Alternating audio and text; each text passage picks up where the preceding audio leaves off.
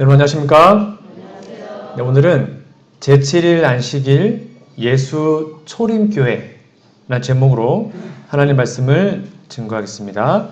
그럼 마태복음 2장을 좀 펴놓으시고 말씀을 들으시면 좋겠습니다.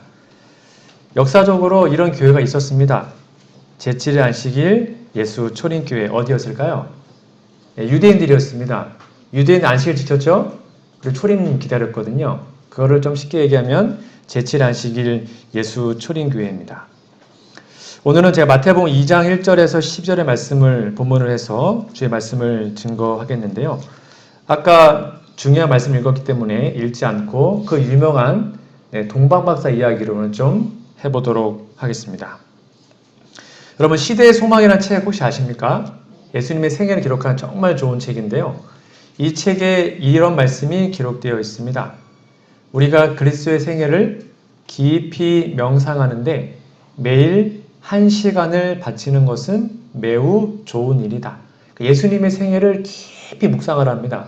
우리는 그의 생애를 한 조목 한 조목씩 연구하고 각 장면, 특히 그의 생애의 마지막 장면을 확실히 머릿속에 그릴 것이다.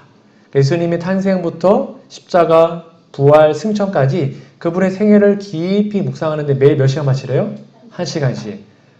제 바람은 무엇이냐면 이렇게 사복음서를 대조해서 예수님의 생애를 좀 시간 순서대로 연대순으로 공부하는 그런 성경 연구 모임을 좀 진행해 보고 싶습니다.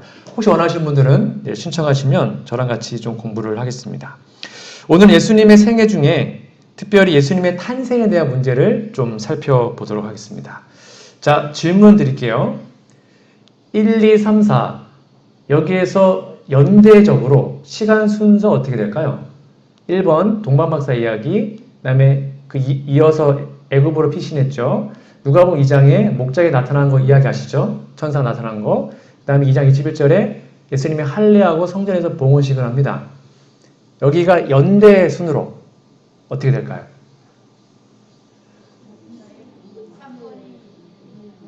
예, 제가 어려울 것 같아서 객관식으로 준비했습니다. 1번 1324, 2번 3412, 4번 4213, 3번 4213, 4번 2341. 몇 번일 것 같습니까? 1번이시다. 아, 네. 아닙니다.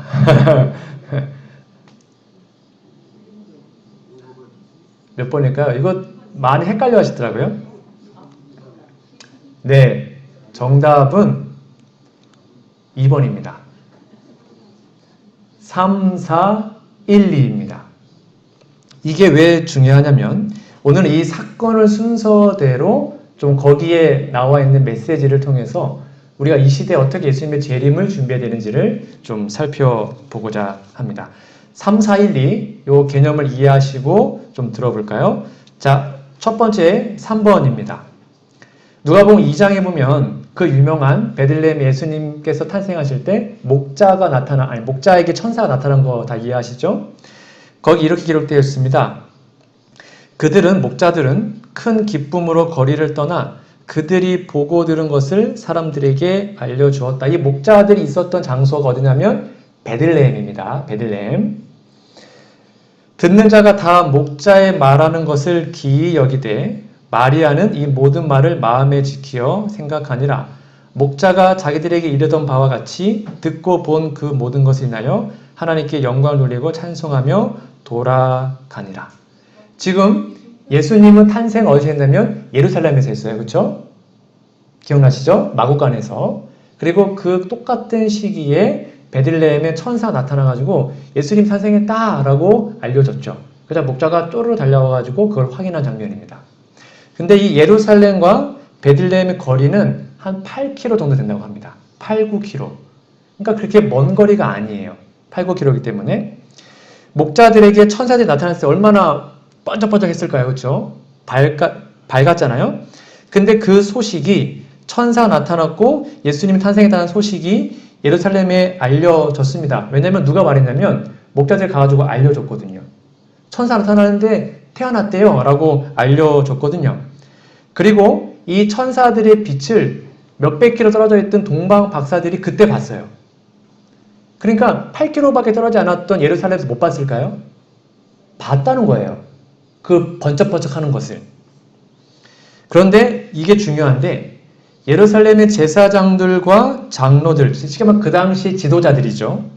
그들이 가져간 것처럼 그리스도의 탄생에 대하여 그처럼 몰랐던 것은 아닙니다. 천사들이 목자들에게 나타났던 소식이 예루살렘에 이미 들어왔지만 참 불행하게도 랍비들은 그 소식을 유의할 가치가 없는 것으로 취급하였다. 뭐 말도 안 되는 소리야 이렇게 했다는 것입니다. 무슨 목자가 천사 목자 나타났다고 에이 치워 이렇게 했다는 것입니다. 더 놀라운 건 뭐냐면 그 뒤에 보시면 그들은 그 일이 사실인지 알아보기 위하여 베들레헴에 가보려고 조차 하지 않았다. 아니 안 믿겼으면 가서 확인하면 되잖아요. 그것도 안 했어요. 그 당시 제사장들과 장로들과 그 당시 지도자들이 아예 가치 없고 말도 안 되고 근데 이 똑같은 시기에 누가 봤냐면 바로 동방 박사들이 봤습니다. 자 이제 이걸 입체적으로 이해하셔야 됩니다. 천사가 나타났고 그걸 목자가 보고 있을 때 몇백 킬로 떨어져 있던 동방에 있던 박사들이 똑같이 봤어요. 그 시간에. 그 상황을 이해하시고 들으세요. 박사도 동방 박사입니다. 하나님의 영광인 베들레헴의 언덕 목자들에게 가득히 채웠던 바로 그 밤에 하늘에 빛나는 신비한 빛을 보았다. 이게 그들은 별인 줄 알았죠. 근데 그게 천사들의 무리였어요. 이 빛이 사라지자 광채나는 한 별이 나타나 하늘에서 움직였다. 그 별은 항성도 유성도 아니었으므로 그 현상은 극도의 흥미를 일으켰다. 그 별은 멀리서 빛을 발하는 천사의 무리였는데 박사들은 그것을 알지 못했다. 그러니까 천사들이 말한 다음에 하늘로 올라간 것입니다. 공중에 지금 떠 있어요. 그 무리들이. 근데 그 무리들이 번쩍번쩍 빛나니까 멀리서는 별처럼 보인 것입니다. 그래서 동방박사가 저거 별이네? 몇백 킬로 떨어져 있는데. 근데 8km밖에 안 떨어져 있었던 예루살렘에서는 아무런 관심이 없어요. 번쩍번쩍 하고 있는데. 이방인들이 깨달았던 그 징조를 그 당시 예루살렘 제사장들, 서기관들, 율법사들, 바리새인들은 알지도 못했고 알려고도 안 했습니다. 아무런 관심이 없었어요. 그런 다음에 이제 그 다음 단계로 나갑니다. 4번이 뭐냐면 예수님이 예루살렘에서 탄생하셨습니다. 그렇죠? 그런 다음에 약 40일 후에 할례를 위해서 또 봉헌식을 위해서 그를 주께 바치고 예물을 드리기 위해서 예루살렘으로 갔다. 그러니까 예루살렘에서 예수님이 태어난 다음에 딴 데 간 것이 아니었고요. 거기에 꽤 오래 머물러 있었습니다. 왜냐하면 예루살렘 성전에서 할례를 해야 됐고 봉헌식을 해야 됐거든요. 여기까지 가시죠? 그러니까 애 낳고 바로 어디로 딴 데로 이동한 것이 아니라 봉헌식을 위해서 기다리고 있었습니다. 그때 여기 보시면 이때 동방박사들은 지금 여행 중입니다. 그렇죠? 지금 예수님이 탄생해서 봉헌식 준비하고 있을 때 동방박사들은 저 먼 거리에서 오고 있는 상황입니다. 이걸 입체적으로 좀 이해하시면 좋겠습니다. 하나님은 목자들의 증거 그리고 봉헌식 때 다시 한번 예수님의 탄생을 예루살렘에 전해놨는데 수많은 사람들이 전혀 관심 없을 걸 아시고 마지막 히든카드로 지금 동방박사를 준비하고 있는 것입니다. 첫 번째로 목자에게 예수님 탄생했다. 관심이 없어요. 봉헌식에서 예수님 탄생했어. 관심 없어요. 그러자 세 번째 카드로 동방박사 와가지고 예루살렘을 소동시켜서 그들의 관심을 깨우기 위해서 하나님이 준비하고 있는 것입니다. 자, 이 부분을 우리 성경에서 이렇게 얘기합니다. 베들레헴으로 오는 그들은 여행길은 640km. 엄청 멀어요. 그러니까 서울에서 부산보다 멀죠. 그래서 짐승을 타고 올 경우에는 2주 또는 3주, 걸어올 경우에는 한 달 넘게 걸리겠죠. 근데 그들이 예언실에 보면 낮에는 이동을 안 했어요. 별을 보고 이동해야 되기 때문에 낮에는 쉬었다가 밤에 별 뜨면 이동했습니다. 그러면 최소한 60일, 70일 이상 걸렸겠죠. 그 기간 동안 예수님은 지금 예루살렘에 그대로 머물러 있었습니다. 그리고 40일 만에 봉헌식을 합니다. 여기 보시면 마리아가 어린 예수님을 이제 성전에 봉헌을 해요. 놀란 제사장의 눈에 시므온은 기쁨에 도취된 사람처럼 보였다. 시므온은 방금 마리아가 되돌려 받은 아기를 자기 팔에 안고 하나님께 바쳤는데 그때 그의 마음에는 전에 느껴보지 못한 기쁨의 영혼에 밀려왔다. 그러니까 하나님께 딱 봉헌했는데 그 당시에 봉헌할 제사장들이 좀 허름하고 또 돈이 없으면 그렇게 가치 있게 안 했다는 것입니다. 그러니까 가난하니까 관심 없이 했어요. 근데 거기에 있었던 시므온이라는 한 귀한 사람이 성령의 깨우침을 받고 이 아기가 예수님이구나 하고는 그것을 증거합니다. 그 타이밍에 여선지자 안나가 들어옵니다. 그래서 시몬이 그리스도에 대하여 증거한 말을 확증합니다. 시몬이 말할 때에 안나의 얼굴은 하나님의 영광으로 빛나게 됩니다. 그래서 그 봉헌식 예루살렘 성전에서 이 아기 예수가 메시아다라는 것을 다시 한번 강력하게 증거했고 그것이 또 예루살렘 성전에 퍼지게 됩니다. 그런 데서 사람들이 관심이 있어요? 없어요? 관심이 없어요. 아무런 관심이 없어요. 그러자 하나님께서 드디어 마지막 히든카드, 지금 이때도 계속 동방박사 여행 중입니다.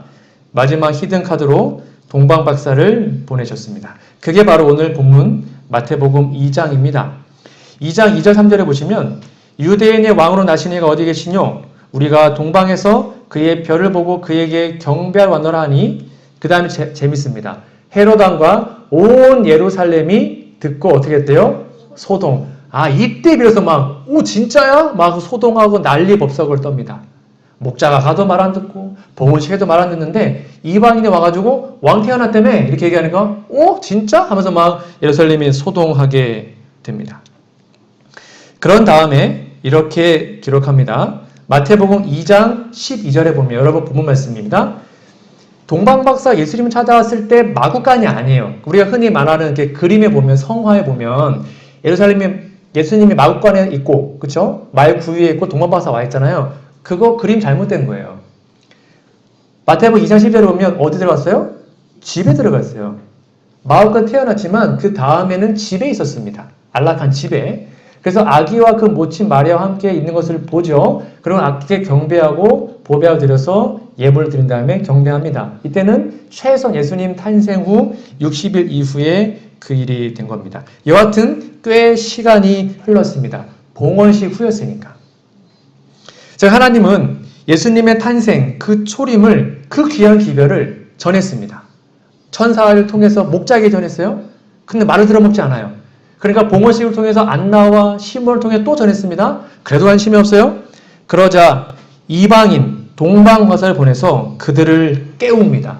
그러자 그때 비로소 예루살렘이 소동하고 태어났구나. 예수님 초림했네 하고 알아차리게 됩니다. 즉 정리하면 제7일 안식일 예수 초림교회 사람들은 예수님의 탄생을 즉 초림을 전혀 기다리지 않았습니다. 철저하게 무관심했습니다. 예수님의 탄생했음에도 불구하고 초림했음에도 불구하고 관심이 전혀 없었습니다. 그게 이 교회의 모습이었습니다. 자, 그러면 제7일 안식일 예수 재림교회는 오늘날 우리의 모습은 어떠합니까? 우리는 정말 예수님의 재림을 기다리고 있습니까? 초림교회는 안 기다렸습니다. 여러분 보시기에 우리 재림교회는 진짜 예수님의 재림을 간절히 기다리고 있는 것 같으십니까? 시대성경에 보면 이렇게 나와 있습니다.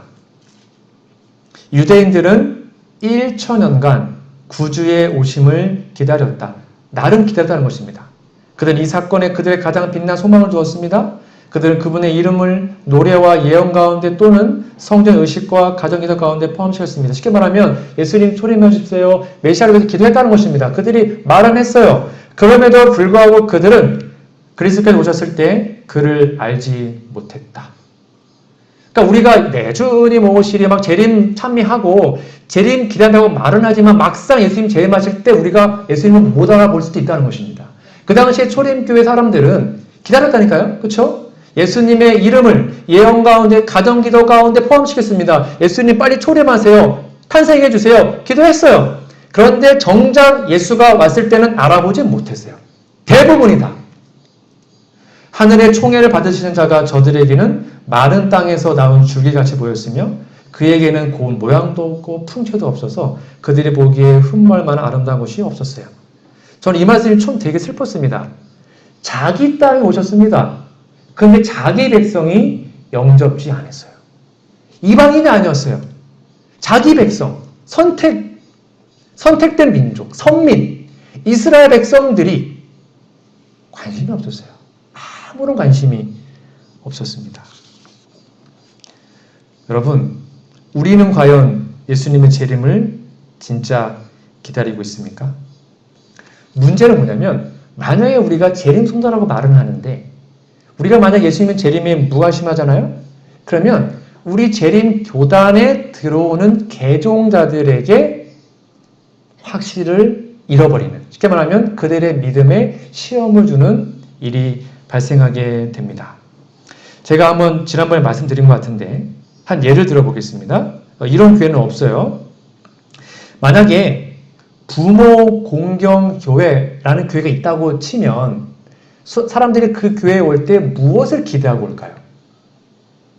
이 교회 가면 모든 사람들이 어떻게 살겠다? 다 부모님을 공경하겠구나. 왜? 교회 이름이 부모 공경 교회니까. 그렇게 기대하고 교회 오지 않겠습니까? 마찬가지로 어느 단체의 이름은 그 단체의 정체성을 의미합니다. 우리 교회 이름이 뭡니까? 제7일 안식일 예수 재림교회입니다. 안식일을 거룩히 지키고 예수님의 재림을 기다린다고 말하는 교단입니다. 그러면 일반 사람들이 우리 교회로 개종하거나 들어왔을 때 무엇을 기대할까요? 여기는 예수님 재림을 기다리는 사람들이겠네? 안식일을 거룩히 지키겠네? 그걸 기대하고 들어오겠죠. 근데 막상 들어왔는데 안식일도 안 지키고 대충 지키고 수도 없이 어기고 그리고 예수님 재림을 전혀 기다리지 않는 것처럼 보인다면 그들이 뭐 할까요? 실망하겠죠. 여러분, 그렇다면 우리들은 과연 어떠한 모습으로 살고 있습니까? 사람들은 우리에게 무엇을 기대하겠습니까? 유대인들에게 안식일은 의미가 없었습니다. 이렇게 나와 있습니다. 시대의 소망에 유대인들이 하나님에게서 떠나서 믿음으로 그리스도의 의를 자신의 것으로 삼지 않았을 때 안식일은 그들에게 무의미한 것이 되었다. 초림도 안 지켰습니다. 초림도 안 기다렸어요. 근데 제7일 안식일도 그들은 무의미하다는 것입니다. 교회 이름은 제7일 안식일 예수 초림교회인데 안식일도 의미 없고 초림도 안 기다리고, 그게 유대인들의 모습이었습니다. 자, 그렇다면 오늘날 우리에게 안식일은 어떤 의미입니까? 코로나19가 가져왔던 가장 큰 문제가 뭔지 아십니까? 많은 사람들이 안식일을 소홀히 하게 만들었습니다. 지금도 서울에 제가 4월달에 말한 것처럼 지금도 서울에 수많은 상공사공들이 안식일날 캠핑 가고 놀러 다닙니다. 그러면서 차에서 인터넷으로 예배 봐요. 나 예배 봤다. 그리고 놀러 다녀요. 안식일날. 전혀 거기에 대해서 마음에 부담이 없어요. 요즘의 젊은 사람들이. 그게 코로나19의 가장 큰 병폐입니다. 안식일에 대해서, 교회에 대해서, 대면 예배에 대해서 무관심. 집에 드리는 것도 예배.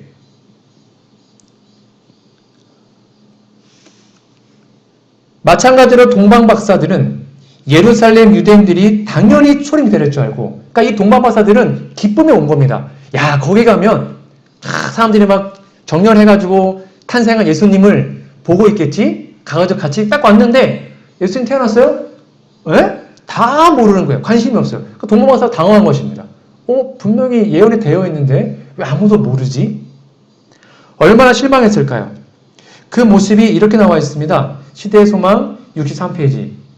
그들은 오랜 여행 후에 유대 나라 지도자들의 무관심으로 말미암아 실망당했습니다. 예루살렘을 떠날 때에는 이성에 들어올 때보다 그 확신을 잃어버렸었다. 확신 갖고 왔는데 막상 와보니까 제7안식 예수 초림교인들이 아무런 관심이 없어요. 그러니까 뭐야 하고는 확신을 잃어버리고 거기서 나오게 됩니다. 베들레헴에 이르렀을 때 그들은 새로 탄생한 왕을 보호하기 위한 근위병을 찾아볼 수 없었다. 세상의 귀인은 한 사람도 그곳에 없었다. 단 한 명도 예수님 탄생했을 때 와가지고. 여러분, 지금까지 저는 간단하게 예수님의 탄생을 일어났던 사건들을 시간 순서대로 살펴보았습니다. 결론은 뭐냐면 그 당시에 초림교회 사람들은 철저하게 준비되지 못했고 무관심했다는 것입니다. 그들에게 성경이 있었고 날마다 예배드렸고 안식일을 지켰지만 가정 기도드릴 때 메시아의 오심을 기도했지만 정작 예수가 왔을 때는 아무도 몰랐다는 것입니다. 자, 그렇다면 그럼에도 불구하고 예수님의 초림을 간절히 기다렸던 그 소수의 사람들의 모습을 좀 살펴보고자 합니다. 바로 성탄을 축복했던 그 목자들. 만약에 이 예수님의 초림을 준비했던 실패했던 이 사람들의 모습을 우리가 다시 마음에 새기지 않으면 우리도 똑같이 실패할 것입니다. 왜냐하면 역사는 반복되거든요. 이들의 모습이 우리의 모습과 흡사하다면 우리는 예수님의 재림 때 하늘에 못 갈 것입니다. 절대로 이 길을 따라가면 안 됩니다. 이스라엘 백성들은 아까 말한 것처럼 태어날 때부터 성경 암송합니다. 매일 성경 읽고 예배드리고 양 잡고 할 것 다 했습니다. 그럼에도 불구하고 예수님의 초림을 기다리지 않았습니다. 도무지 이해할 수 없는 모습이었습니다. 그래서 하늘의 천사가 처음부터 목자에 간 것이 아니었어요. 그 당시 제사장들, 바리새인들 다 갔는데 준비가 안 됐어요. 예수님 왔다고 말을 해야 되는데 아무 준비 안 해서 어떡하지 막 하고 있다가 나가보니 목자들이 예수님 얘기를 하고 있어요. 그래서 목자에게 짠 나타나가지고 예수님이 얘기를 하게 된 것입니다. 시대의 소망 44페이지입니다. 유대 나라의 제사장들과 교사들은 각 시대를 통하여 가장 큰 사건이 이제 곧 일어나려고 하는 것을 알지 못했다. 그들은 무의미한 기도를 외우고 사람에게 보이기 위하여 예배의식을 거행하였으나 재물과 세상의 명예를 위하여 다투는 가운데 메시아의 나타나심을 위하면 준비되지 않았다. 이와 같은 무관심이 이스라엘 땅에 편만하였다. 이기심과 세상에 몰두한 심령들은 온 하늘을 진동시킨 기쁨에 아무런 기쁨도 느끼지 않았다. 보이지 않는 자를 보고자 갈망하고 있었던 사람들은 많았대요? No, 극소수, 거의 없었어요. 이러한 자들에게 하늘의 천사들이 보내심을 받았다. 마지막 시대도 똑같을 것입니다. 진짜 예수님의 재림을 기다리는 사람은 극소수입니다. 재림교회 다닌다고 다 기다릴까요? 그렇지 않아요. 그렇지 않습니다. 절대로. 진짜 예수님의 재림을 마음 다하여 기다리는 사람은 극소수일 것입니다. 이게 우리의 현실이에요. 이게 초림교회의 모습이었고 재림교회의 모습이에요. 오늘날 우리들은 수많은 전파의 홍수 속에 살아가고 있습니다. 그렇다면 우리의 지금의 모습은 무엇일까요? 시대소망 47페이지입니다.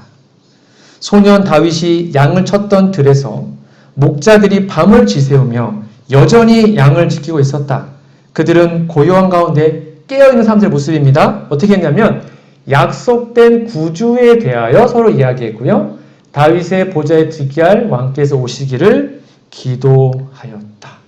그러니까 이들의 대화의 주제가 메시아의 초림이었습니다. 이들의 기도의 주제가 초림이었습니다. 그러니까 우리가 예수님의 재림을 기대한다고 기도한다고 말을 한다면 우리의 대화의 주제가 예수님의 재림이어야 합니다. 우리의 기도의 주제가 예수님의 재림이어야 합니다. 그것이 진짜 재림 성도의 모습이죠. 놀랍게도 이들은 예언서를 깊이 연구하였습니다.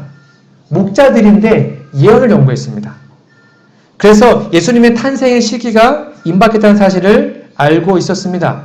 그리고 어떻게 했습니까? 날마다 예수님의 초림을 위해서 기도합니다. 그리고 대화의 주제가, 기도의 주제가 예수님의 초림이었습니다.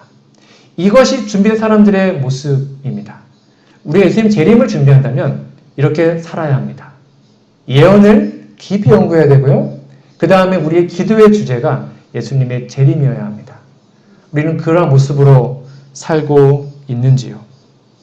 다시 한번 말씀드리지만 우리는 마음속에 있는 것을 소원을 가지고 기도하게 됩니다.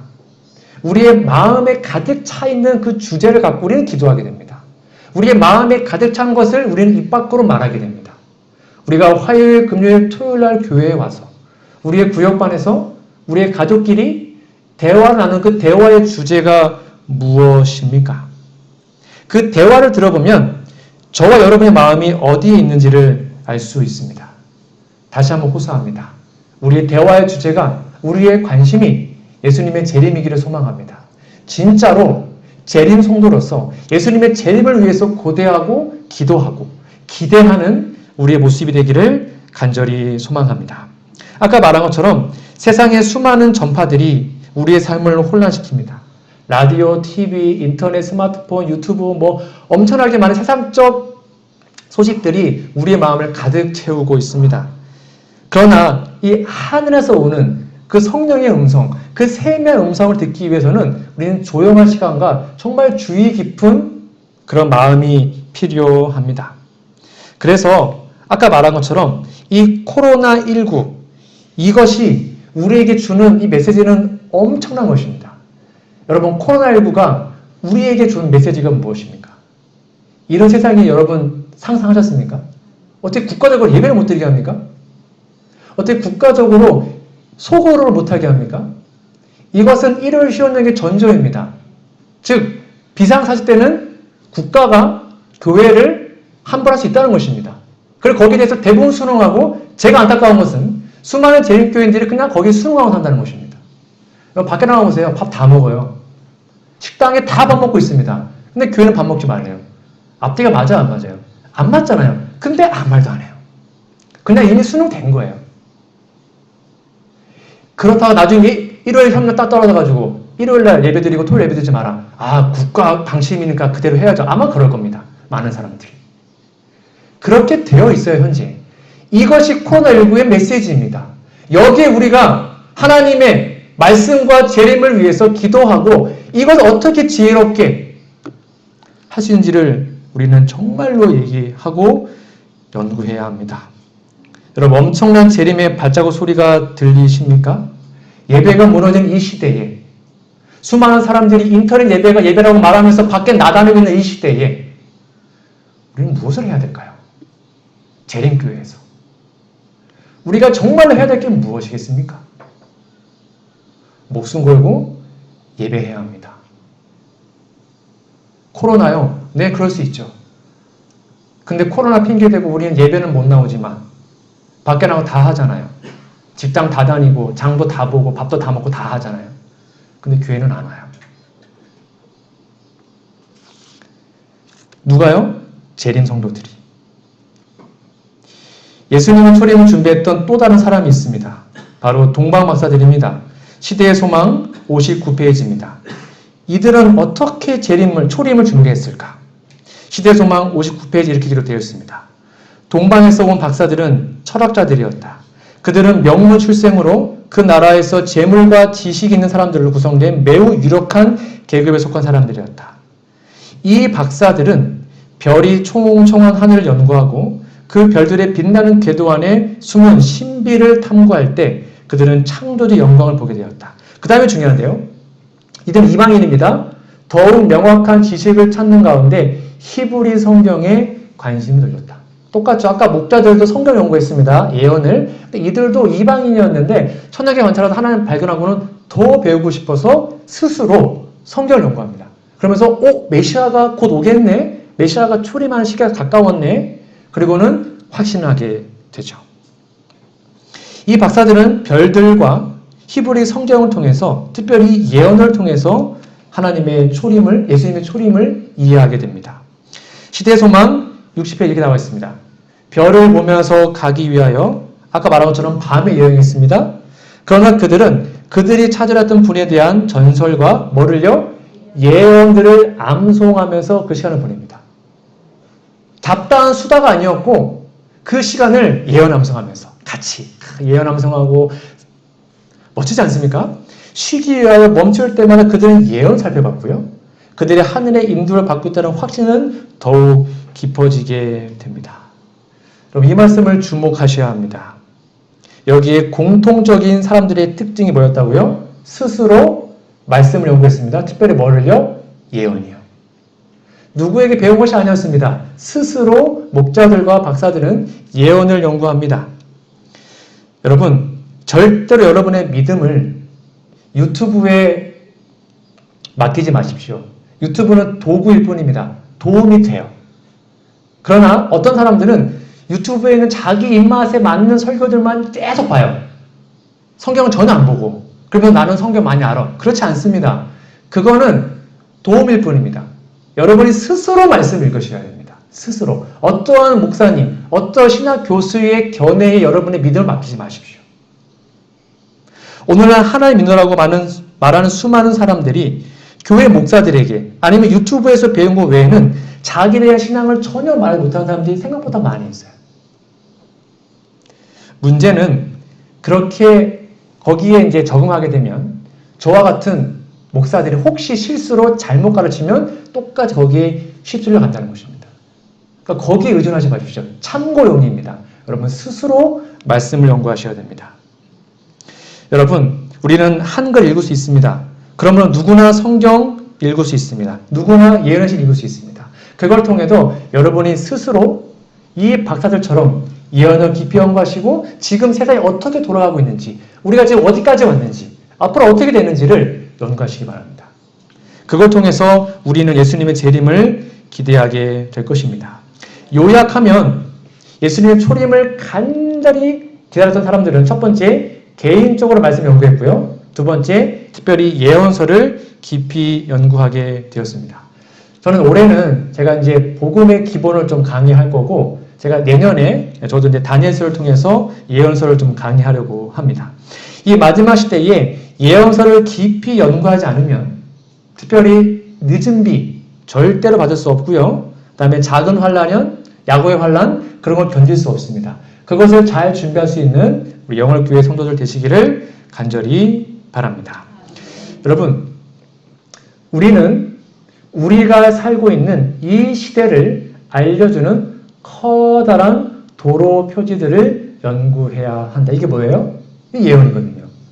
지금 어떻게 돌아가는지를 알아야 된다는 것입니다. 제가 간단하게 표를 좀 가지고 와봤는데요.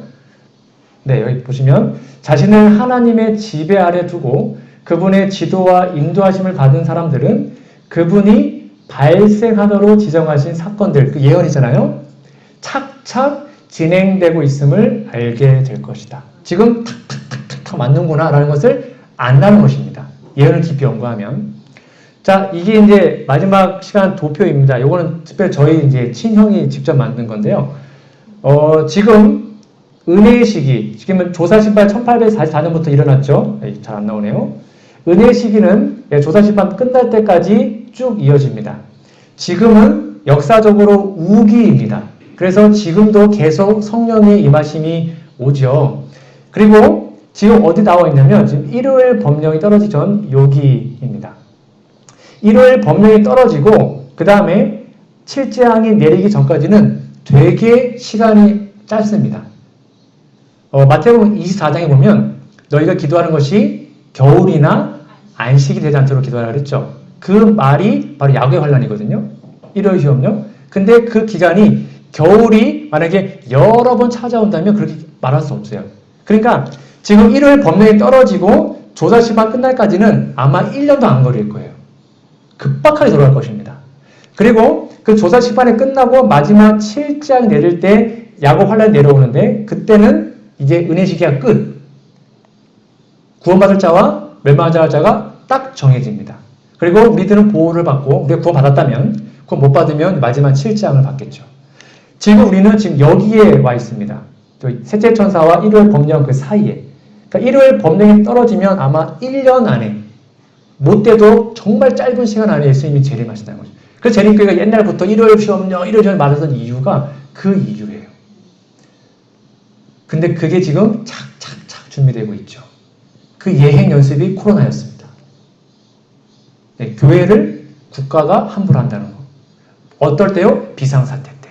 똑같이 올 겁니다. 1월 법령은 마지막 태풍 자연재해가 많이 왔을 때 이건 어떻게 하면 좋겠냐?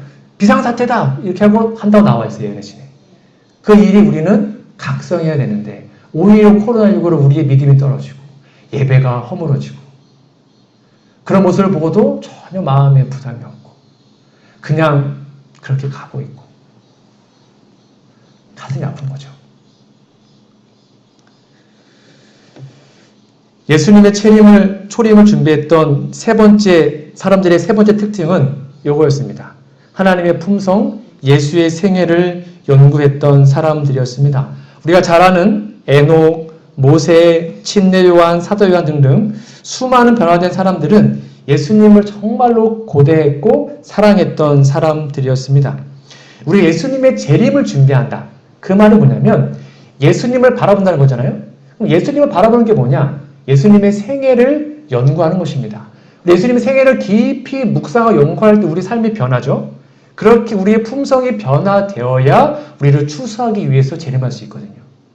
물론 예언을 살펴야 되지만 똑같이 우리 예수님의 생애를 살펴보므로 우리의 품성, 예수님의 품성처럼 변할 수 있도록 여러분 준비하시면 좋겠습니다. 아까 말한 것처럼 다시 한번 사복음서를 통해서 그리스도의 생애를 깊이 명상하시기 바랍니다. 그분의 생애를 조목조목 연구하시기 바랍니다. 혹시 함께 하실 분들은 신청하시면 함께 하도록 하겠습니다. 그래서 예수님의 생애를 묵상함으로 우리의 믿음이 더욱더 성장하는 진짜 예수님의 재림을 기다리고 예수님을 너무나 사랑하는 그런 우리의 모습이 되기를 간절히 소망합니다. 말씀의 결론을 맺겠습니다. 저는 오늘 마태복음 2장 1절로 12절 말씀을 본문으로 해서 제7일 안식일 예수 초림교회라는 제목으로 말씀을 드렸습니다. 우리는 예수님의 날짜, 재림의 날짜를 정확히 알지는 못하지만 예언을 통하여 시대의 징조를 분별함으로 정말 어느 시기에 왔는지를 알 수 있습니다. 그게 우리의 특권이지 않습니까? 세상에는 두 종류의 사람이 있을 겁니다. 예수님의 재림이 가까이 왔다는 것을 전혀 모르고 관심 없는 사람, 예수님의 재림을 피부로 느끼고 정말 철저하게 준비하는 사람. 여러분들은 어떠한 부류에 속하고 싶으십니까? 목사의 문화에 보면 437페이지입니다. 하나님께서는 정직하게 거짓을 믿고 양심적으로 오류를 간직한 것 때문에 심판 때에 그 어떤 사람도 정죄하지 않으실 것이다. 그러나 정죄를 받는 것은 그들이, 그 다음에 중요합니다. 진리를 알 수 있는 기회들을 등한히 하였기 때문입니다. 우리가 지금 사지 멀쩡할 때 말씀 연구하고 예언을 연구할 수 있는데 그걸 안 한 게 죄라는 거예요. 이교도가 그가 이교도였기 때문에 정죄받은 것이 아닙니다. 그리스도인이 될 수 있도록 하나님께서 그가 접근할 수 있는 곳에 놓아두신 방법들을 사용하지 않았기 때문입니다. 쉽게 말하면 무관심이 죄라는 거죠. 말씀 연구할 수 있는데, 예언 연구할 수 있는데, 그럼에도 불구하고 세상에 눈이 멀어서, 세상 우리 마음에 다 팔려서 말씀보다, 예언신보다, 하나님의 말씀 연구하는 것보다 다른 것에 더 기쁘고 행복했던 사람들이 대부분이었다면 우리 교회는 희망이 없는 것입니다. 그러나 저는 여러분들이 그러한 분이 아니라 정말로 성경 지식과 하나님에 대한 지식과 예언에 대한 지식의 그 갈망이 여러분 마음속에 회복되기를 소망합니다. 그래서 진짜 초림교회가 실패했던 그 길을 가는 것이 아니라 우리 예수 재림교회는 여기 있는 모든 분들이 다 예수님 재림을 진짜로 기다리고 말씀을 연구함으로 단 한 명도 낙오됨 없이 구원받게 되기를 소망합니다. 이 말씀이 우리 교회에 적용되지 않기를 바랍니다. 내 백성이 지식이 없으므로 망하는도다. 지식이 없으면 망합니다. 그러므로 지금 성경 볼 수 있을 때, 지금 말씀 연구할 수 있을 때, 지금 아직 은혜 시기가 있을 때, 아직 평안할 때 우리의 온 마음을 하나님의 말씀과 예언에 예수님의 재림에 깊이 관심을 두므로 진짜 예수 재림교회, 성공하는, 승리하는 예수 재림교회, 그 교회가 우리 모두가 되기를 간절히 바라며 오늘 말씀을 마치도록 하겠습니다.